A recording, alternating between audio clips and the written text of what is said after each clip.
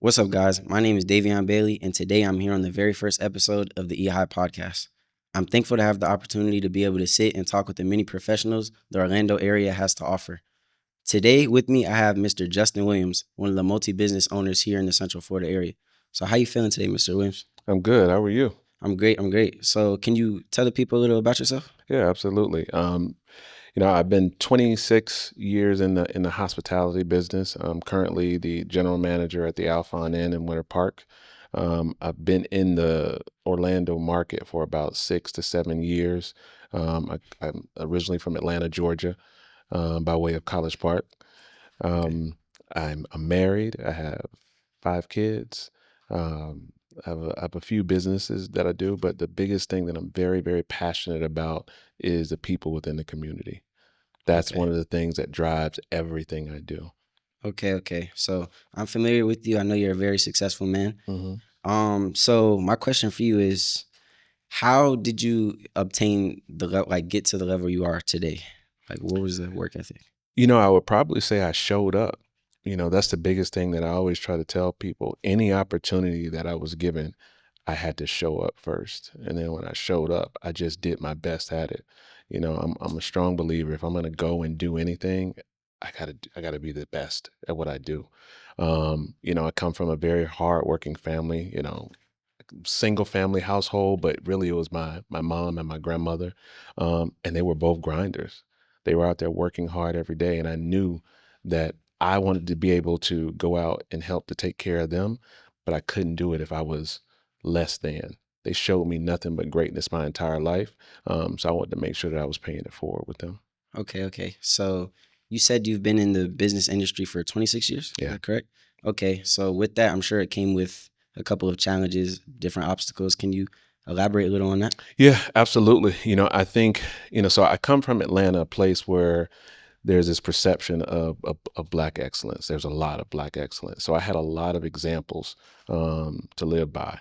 But my first management opportunity was in Marco Island, Florida, down by Naples. And I was really the only African American, it almost felt like, on the entire island. And I found out rather quickly that my difference was special to some, and it was threatening to others. So I found out that I had to be the best at every single thing that I do. Whether I had to work harder, be smarter, I couldn't make as many mistakes as other people did because just I was different. And that difference sometimes scares people. So that was a challenge, but it was also inspirational at the same time because I knew that my uniqueness was kind of like a secret sauce. Okay. So can you give me a little more on how you overcame that thought process? Yeah, I had mentors. I had mentors that were there because there were times where I would get down about certain situations. I would be faced with certain challenges, maybe where I thought that I was being treated unfairly, or I thought that I didn't have the opportunity that I was given.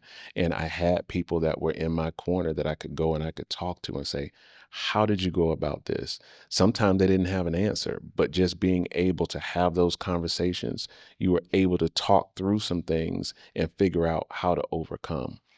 But hard work always pays off in the end. So I just outworked everyone. Okay. If you don't mind me asking, hmm you know, I know you're into the hotel Yeah. industry. So how does it feel to run the whole hotel? Sometimes it's funny. My kids now, they still don't get the gravity of it. So, like, we'll go into a situation, they'll be like, "Why do they treat you like that?" Um, I don't think about that. I run a hotel. I just work with individuals. I just happen to be in charge, is what they call it. Um, but I love it. I love the people. I love to be able to be connected with the people that are in the hotel. Sometimes it almost feels as though I don't know the gravity of my position, because I'm so engaged with the people until they call me Mr. Williams, and I'm like, call me Justin. But I love it, and I love to see the growth in individuals. I love when I come into a place, I see them at one level in their career, and the growth starts to take place. That's probably one of the biggest passions I have there. Okay. That's great to hear. So you hmm don't look at yourself as higher than anybody. No. I tell people all the time, I'm not in a glass tower. Now, you do have some general managers that have that type of feeling about themselves, Hmm. but I'm there as a service to the people. I always tell people, because they'll ask, what is a general manager's job actually? We have a multitude of things: financials, marketing, service, everything. We touch every aspect, food and beverage of the hotel. But I said the biggest thing is, imagine it like this: when you go bowling, Hmm. and probably when your parents took you bowling when you were younger, and you have gutter guards, Yeah. and those gutter guards stop you from going in the gutter. You throw the ball and they keep you in the lane. That's exactly what a general manager is. We've got the people to do the job. We just make sure you never go in the gutter. Okay.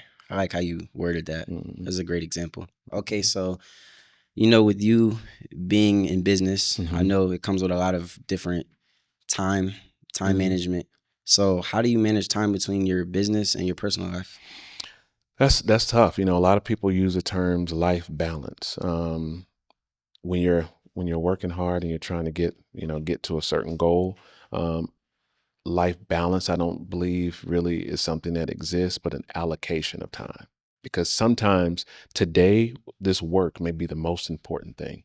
And I might have to spend 90% of my time on that and 10% on my family. But then all of a sudden, maybe my son has a game, or maybe my wife is doing something that's important. That might be the most important thing. And 90 to 100% of my time has to go towards that. So it's a balance, but I think you just have to be able to fluctuate what's most important at that time. My my family, nothing goes above that, because that's what keeps my balance in life. That's my centaur. That's my happy place. Okay. I love to hear it. So Hmm. you said you were originally from Atlanta. Hmm. What inspired you to move out here? Um, Money and opportunity, to be quite honest. I never thought, I had never heard of Marco Island, Florida. I only came to Florida just to have a good time, when I was younger. And I had a mentor, and he says, look, if you want to move in the hospitality business, one of the things that you have to do is move. And so when the opportunity came about in Marco Island, I jumped all over it. And so I went from Marco Island to Tampa to Orlando, and then throughout the rest of the country, whether it was DC, Detroit, Santa Monica, Napa Valley, um, Boston. Um, but Florida has really been a place that has felt like home to me. Okay. So Hmm. pretty much just wherever opportunity presented itself, you just It does. It does. And once you get a little bit more seasoned or older, as they call it, you can be a little bit more selective if you're successful in your jobs. Sometimes in the beginning, you just have to go where the wind blows in order to build up for yourself. But now that I've gotten at a certain level, I think I can be a little bit more selective.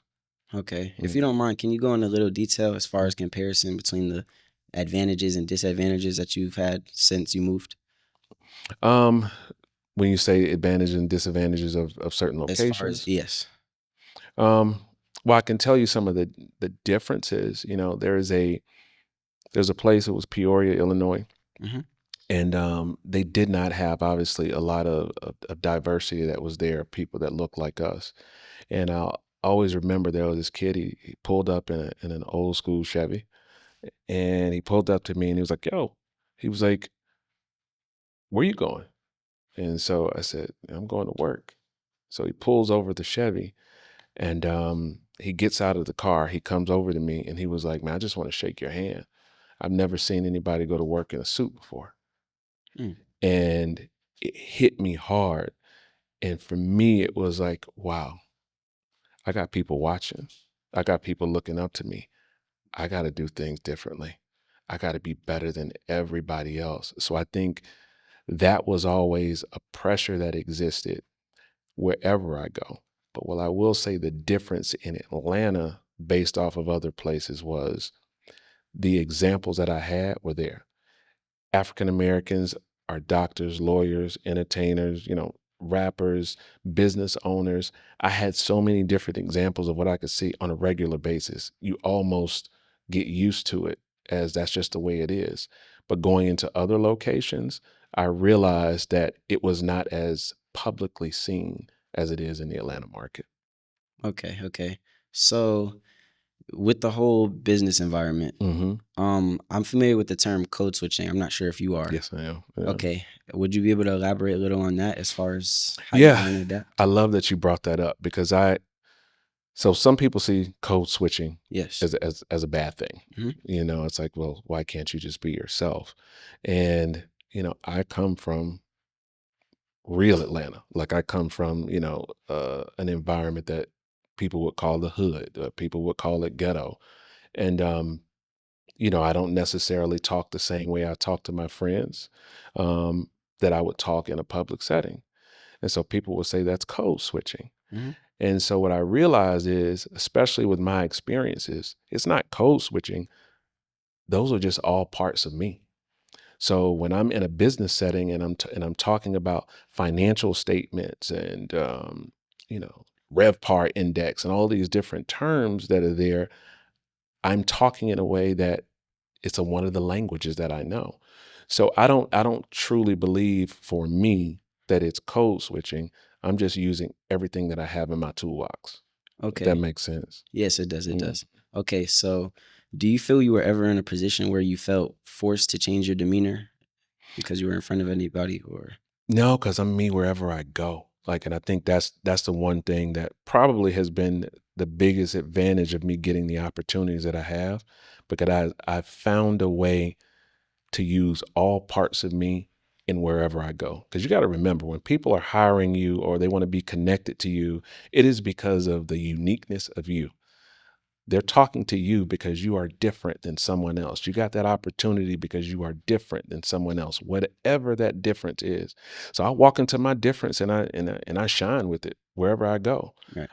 And people may not know that that's the reason why, but you have to know that that's the reason why. You have that opportunity. When you walked into that room, things felt differently, things looked differently. Maybe this person gives everyone else an attitude. Maybe this person doesn't resonate with other people. But why all of a sudden they're drawn to you? It's because that secret sauce that you possess that others just don't. Okay. Okay.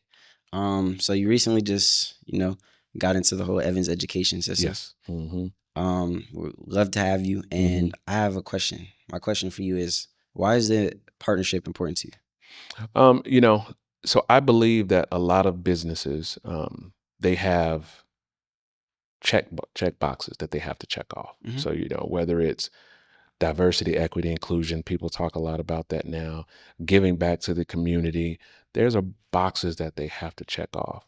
But there's a certain few businesses that it truly, truly means something to them. And they pick partnerships that are intentional um, because it means something to who they are. So for me, choosing Evans was about I want to make sure that we are giving opportunities to people um, that possibly can look at me and look at the people on my executive team and they can see examples of this person has a story that resonates with me. This person has a similar background to where I come from. And if they can do it, I can do it.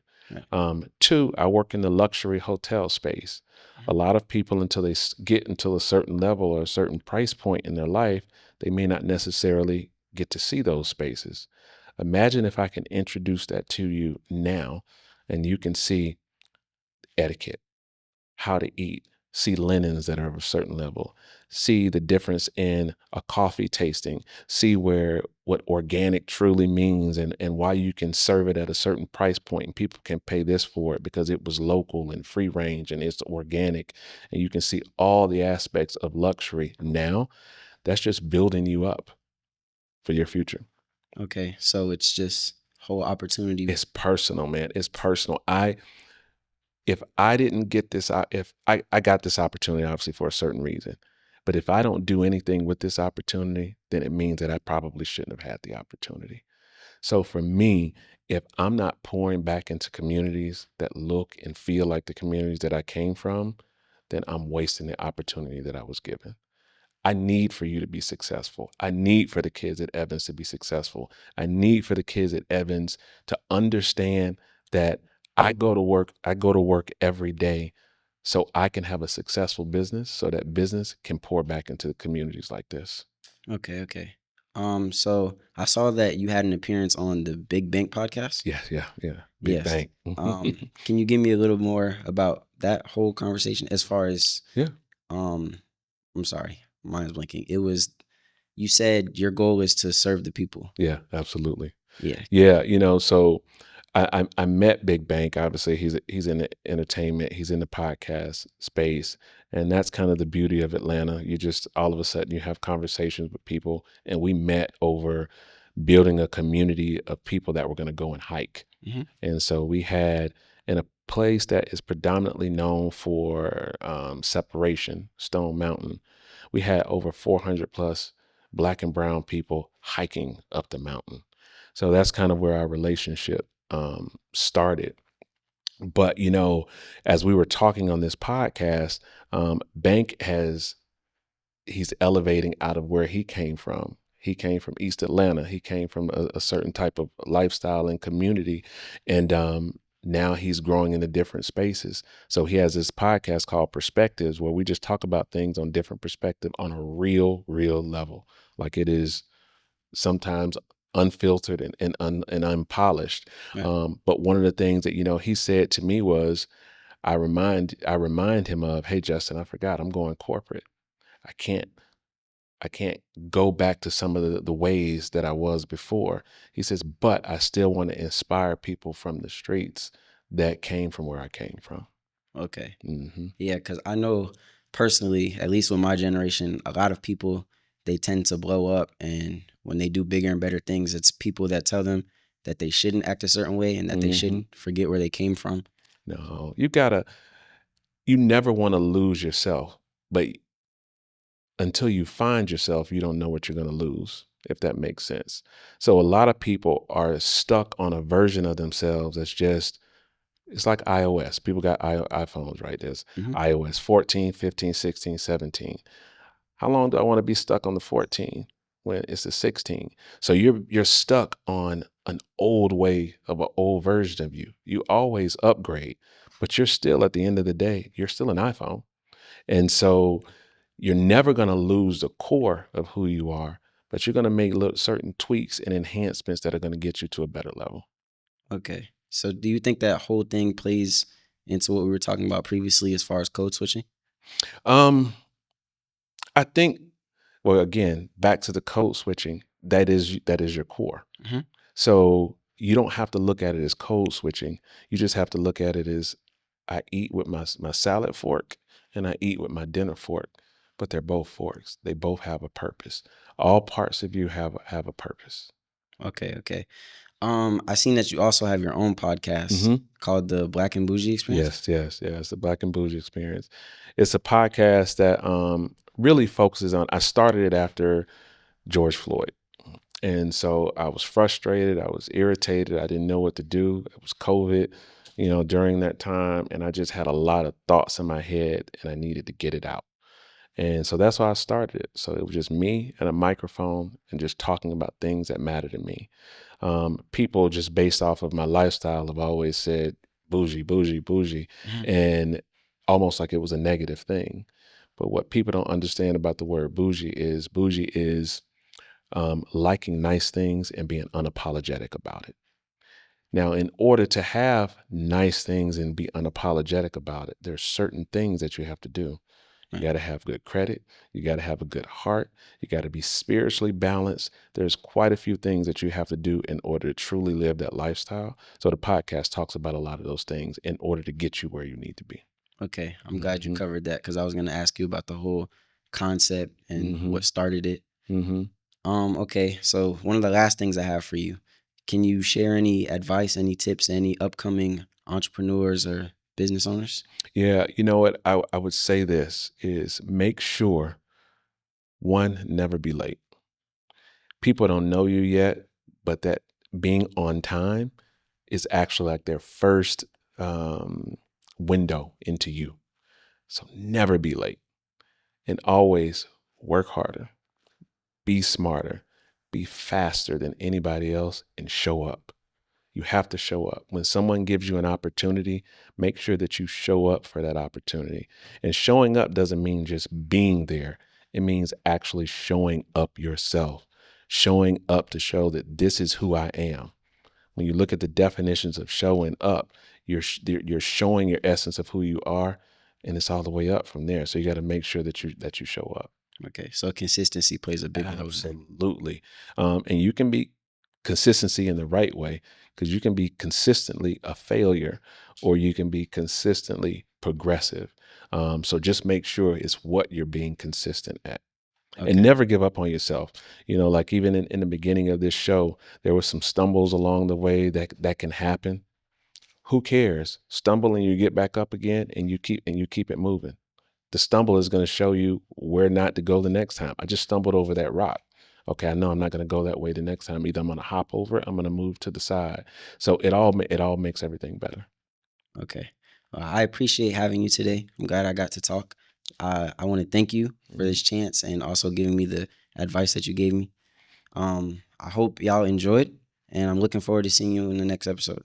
Thank you.